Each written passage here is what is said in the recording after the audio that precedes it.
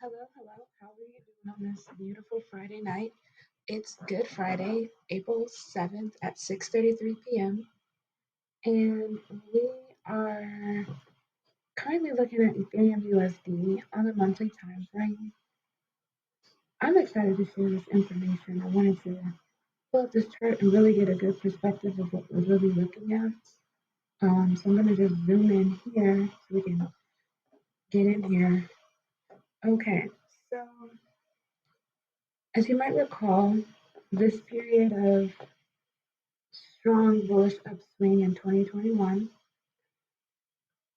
In the summer of 2022, price comes back here to kind of check or retest these zones to see, collect any liquidity that's here. And we've just been kind of playing out here, stagnating for quite some time. Now, two things I want to call out is that we've had a strong bullish rejection from this major reversal area. Price came down here, went up there, came back down to test this zone again. Now we have a green bullish candle closing above. We have another green bullish candle that kind of wicks down up in here and then has closed above this box consolidation zone. If you just see it here.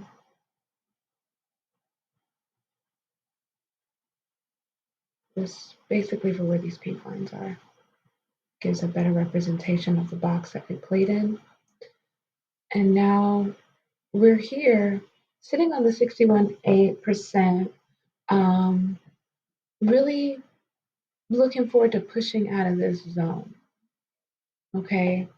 Um, as the crypto markets are heating up, I like to see this as a strong bullish candle, although I admit, or bullish signal, although I admit that the market indicators, such as this indicator and these MA indicators, is very neutral still. Okay. So I do want to see that. I'd like to see price rise up to about the 3K, which would be about the 38.2% region, maybe even higher than that, um, before I'd entertain any, further moves down to the downside. Right now, we've had a lot of stagnation and we've got some bullish uh, upticks, some bullish movements, some bullish candles that look pretty promising. Got like our tweezers basically here.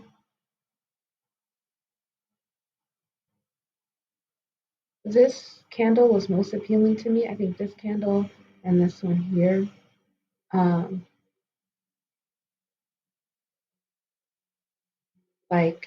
this is, what would you say this? Just a respect here at the 111 level. And then we basically had this candle that came back and retested. That's why we have this long wick here. Ended up closing up above. And we know March was kind of a hard month. So we'll really see how things play out this month here in April. But for me, seeing how prices closed above like this pink line, which is a box in a much larger spectrum going over here to this major reversal area. I see that prices cleaned up any gaps that were held within this area. And um, now that we're starting to kind of stick above it, and we have a crossover over the EMA.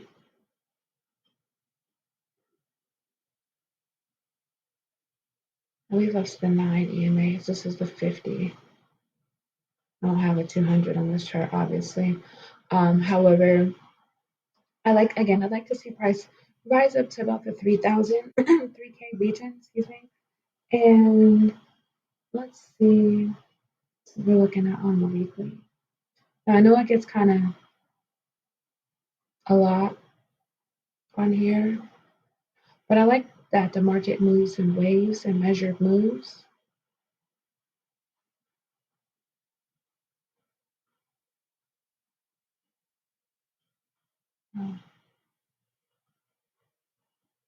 Make sure everything is locked on here. Okay, so initially I had the outlook where price is going to come down here. However, we know price does whatever she wants. So we do have the one drive down, the second drive down, and that's what I was thinking was three. Thankfully, she didn't do that, right? I mean, in the grand scheme of things. But I don't believe in erasing any of my lines. What I will do is I will fade this one out. I don't change my lines because I don't want to like change my thinking. If something else appears to me on the chart or I have a change in perspective, I like to keep a good idea of knowing where I was thinking. Anyway, it's like a audio log, like a verbal log for me. Okay, anyway, so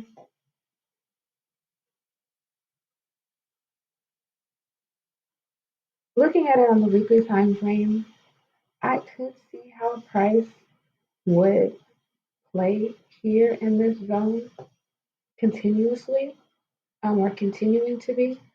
I think that from an economic standpoint or fundamental standpoint, we need some strong bullish activity to really come out into the market to help drive these prices up.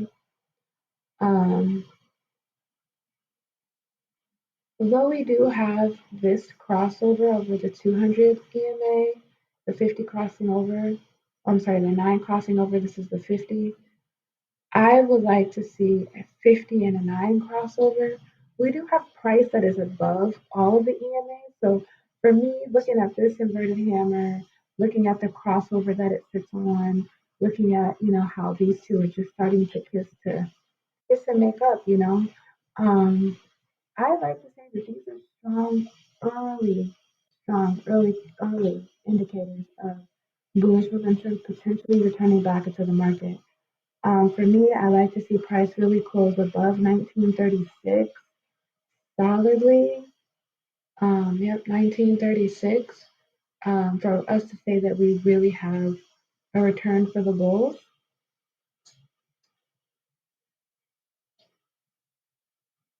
But so far, I really like this geometric pattern. We did have a descending wedge triangle kind of here. Let me see.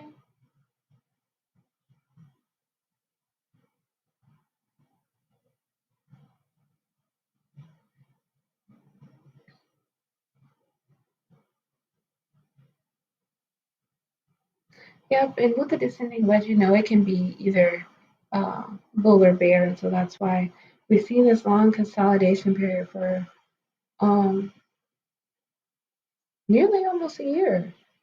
Long consolidation period. We broke out above here, but again, for me to really say that there's strong bullish momentum back in the market, I like to see price close above 1936 on the daily perspective. Um,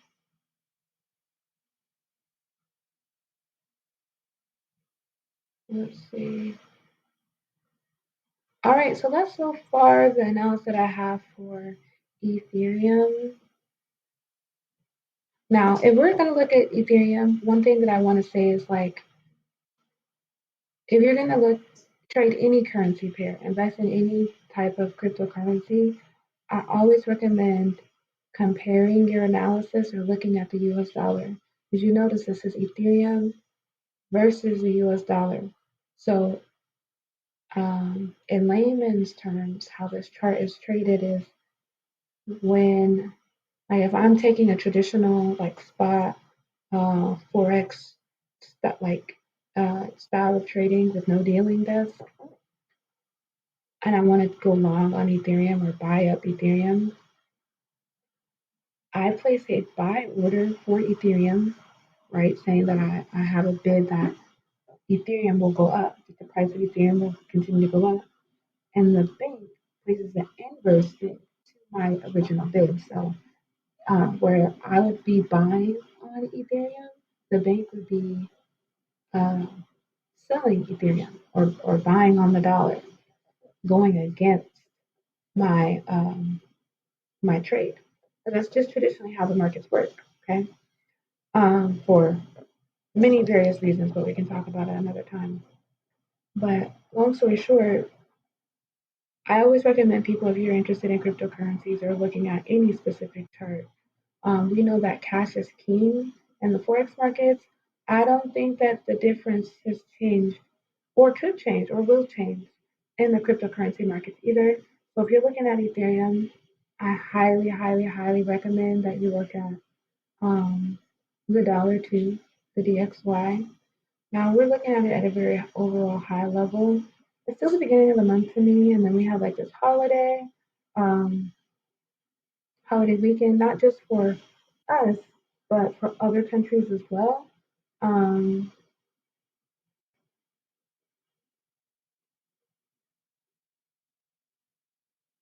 China's economic impact on the forex market is also noteworthy, or worthy to be said. And their bank closed on Tuesday, um, which, you know, I still want to become a world traveler and learn more about other countries and nations and uh, cultures and traditions and things like that.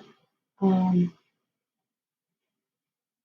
but I know sometimes when when people are going on vacation or they have a holiday coming up, um, it's more than just that one day. Like the mind kind of goes on a holiday for a few days preceding that and then a few days after that. So while banks are still open and we have other holidays, other countries shutting down their banks as on Thursday for their holidays. Um, we did experience an interesting week. For me, I'd like to see more volatility return to the markets next week as globally we're kind of coming off of a holiday mode. And I don't say that like sacrilegiously. I just say that impending, you know, people who might have different belief systems or believe different things or I'm 100% totally respectful of people's beliefs. So I just want to make this as general and clear to my audience as best as possible. But obviously, I'm talking about Easter, the rising of Jesus Christ, and how that is being celebrated all throughout the world um, this weekend. And so we even noticed it earlier this week, as I was mentioning with China. Their holiday is actually called Tomb Sweeping Day. So I thought that was, something kind of interesting to point out. Tomb sweeping, where they honor and revere their ancestors on that day by going to visit them at their burial sites, at their graves, and things like that. So um, I can see some similarities there. I think it's, you know, a beautiful, wonderful thing. Okay, so anyway, back to the dollar. We're looking at it on the monthly time frame. Just as Ethereum was at like a really interesting standpoint, and I hate to put them all together at the same time. I don't even think I can do that with the recording. But Ethereum is sitting at a long-term make or break point. So quote unquote, though I mentioned that I would like to see bullish momentum returning to the market at this standpoint right now, it is bullish, but it is neutral. And that's the first thing I said, when we're looking at the momentum indicators. We're looking at the momentum and the moving average. Price is currently stable, neutral, I guess. It's stable. It's not exciting or sexy, for people who like to trade and they're like, yes, I got thousands of pips today or hundreds of pips, and yes, price is moving like, oh, it's boring. But for the sake of global financial markets and economic stability, prices remain stable in this period for some time. Okay, and now we're going up towards a period of, I don't want to say like instability because that's not really what it is, but for lack of better words, instability because prices again on the rise. It's moving in unprecedented ways, and we don't know what could happen. So that's what makes it unstable, but it's exciting, and we can make money from it. I mean, no different than what priced it here, right? So when you're trading and you're thinking about looking back at historical data, that's how I was even able to pinpoint my actions here because I was like, okay, well, I can see the price of this and did that and did this and did that, and now I'm going to see the price of this through here. So that's how I'm able to come up with the analysis that price has been stable here for, you know, the better part of the year, basically a year, almost. It's April. So we're seeing that reflected on the dollar. Now, this one is just from this year that price has found some, on the monthly time frame, has found some stability at this point. Now, if we go out, we see a little bit broader spectrum. Yeah, I have to keep this here. But you can see that this is the area that price has, been at in the 90s, and then, in the early or late 2010s, whatever. This really, price became a strong major reversal area before we actually got to break above late about a year ago, right? This time last year, and we found some stability here for a little bit. It looks like it. So we've been here for a while. Now, this is on the weekly time frame, and so I know there's like a lot to look at, but we do have some bearish indicators. Now you might ask, like, what makes this really bearish? Well, it's the crossover of the EMAs. For me, where on Ethereum USD, we didn't have any of that. See, like it's been kind of straight, straight, straight. And then we did have a crossover here, that's straight, and then we got a cross up here. That's why I said I think we're gonna go bullish, soon based on, the indicators, this price action.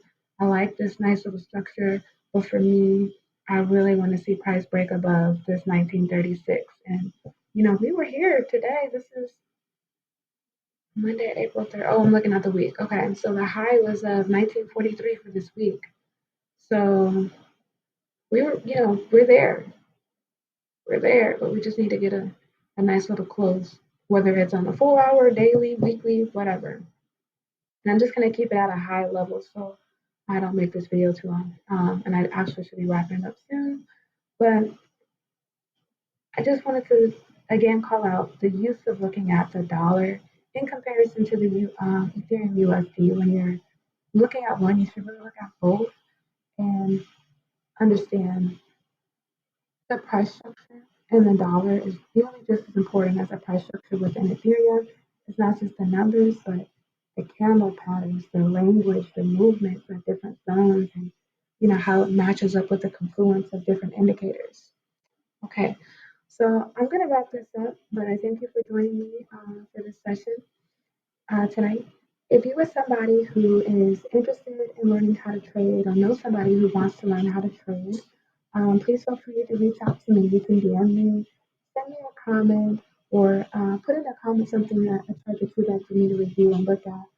I am a Forex mentor, and I'm just focused on Forex, but just economics and personal economy overall, of personal development.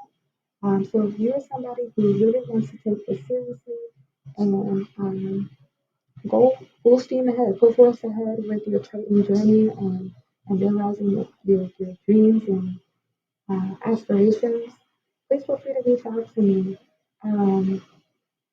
I'll give you my number, but this is for the internet. So just go ahead and send me a message, and I'll be looking forward to assisting you. All right, talk for now.